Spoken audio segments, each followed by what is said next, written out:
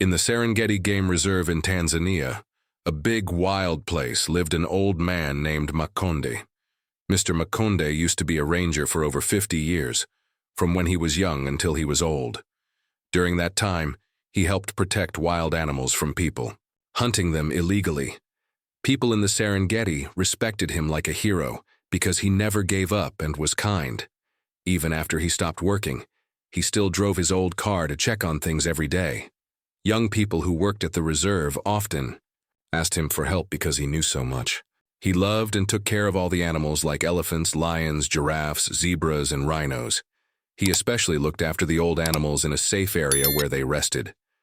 Even though he wasn't very healthy, Mr. Makonde never let being old stop him. The weather in the Serengeti had been getting worse, and it was going to be very hot, like 45. Early that morning, the sun was high and shining very strongly. The hot air made many animals go under big trees to stay cool.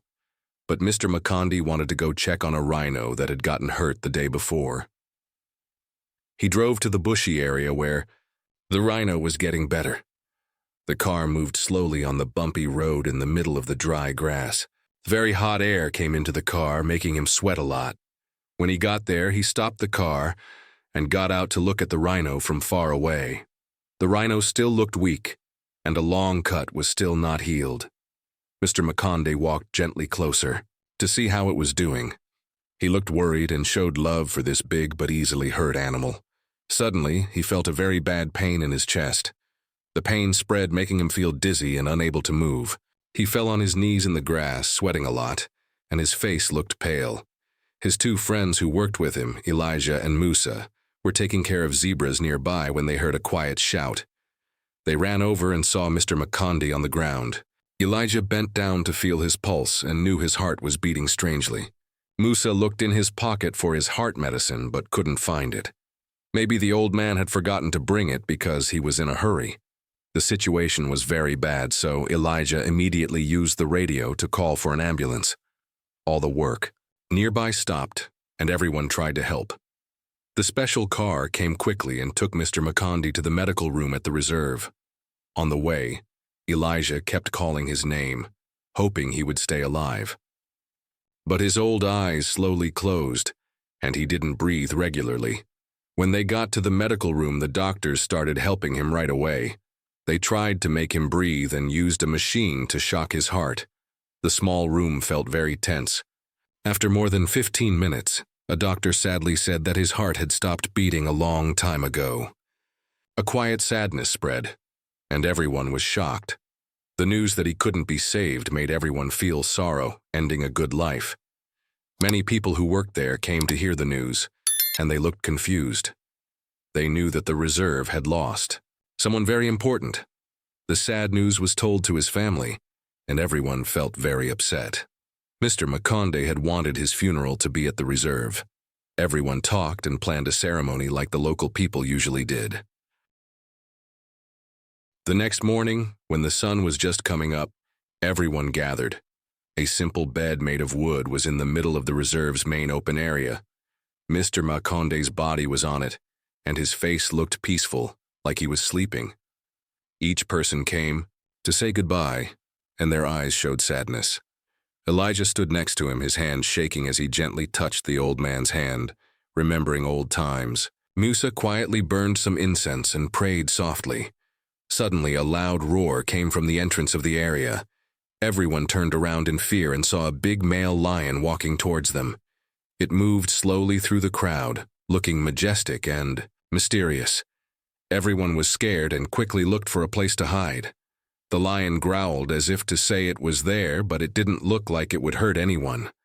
It walked to the wooden bed where the old man was lying. No one said anything. Everyone quietly looked at the strong animal. The lion walked around the bed, then stopped at the end, putting its head down as if remembering someone. The strange scene made the crowd feel both scared and very sad. Elijah was surprised to see a big scar on the lion's side. He suddenly remembered that this was the lion that he and Mr. Makonde had saved 15 years ago.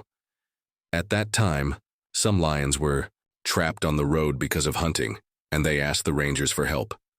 Mr. Makonde and Elijah went closer, took off the trap, and bandaged the male lion's wound.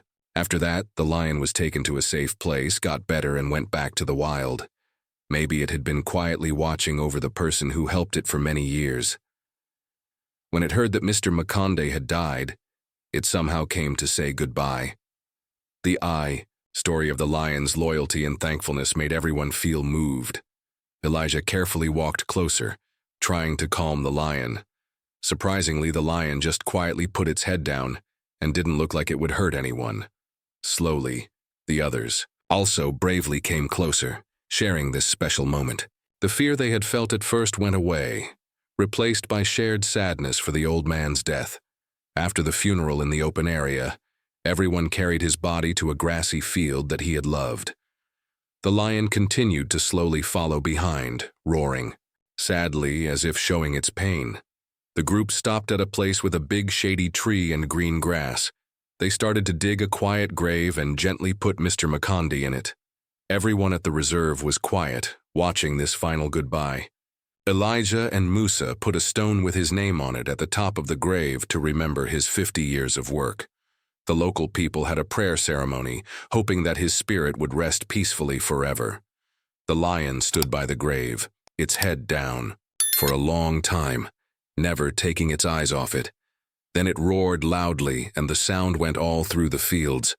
The roar was heartbreaking, like the sad cry of someone who had lost a good friend. After a while, the group quietly left, leaving only the lonely lion behind. The sun slowly went down, making the sky over the Serengeti red. The picture of the lion by the old man's grave stayed in everyone's mind. The next day, the reserve stopped all its usual busy activities to remember him.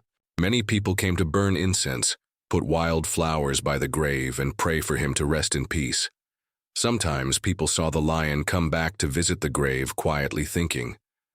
For the lion, Mr. Makonde was the one who gave it a chance to live, and now it was showing its thanks by remembering him. Elijah and Musa often went to the grave to talk to him, continuing his dream of protecting wild nature. The story of the old man Makonde, the hero former ranger, will always be remembered. In the Serengeti Reserve in Tanzania, along with the lion's never-ending love for the person who helped it.